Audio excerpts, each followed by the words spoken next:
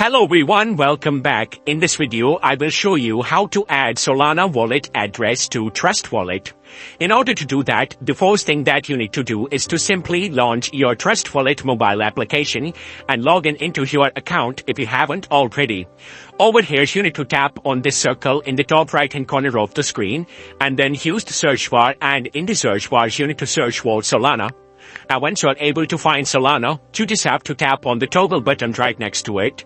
Once it turns green, it simply means that you have successfully added Solana wallet address on the Trust Wallet. If you tap on it, then you will be redirected on this type of section where you can access various types of options relating to Solana, like you can send Solana by tapping on the send button and providing the withdrawal address. You can receive the Solana with the help of its wallet. So if you tap on receive, you will be able to see the Solana based deposit address, which you can use in order to receive Solana into your Trust Wallet. And you can access the swap option, and you can even buy Solana and sell Solana directly on the Trust Wallet.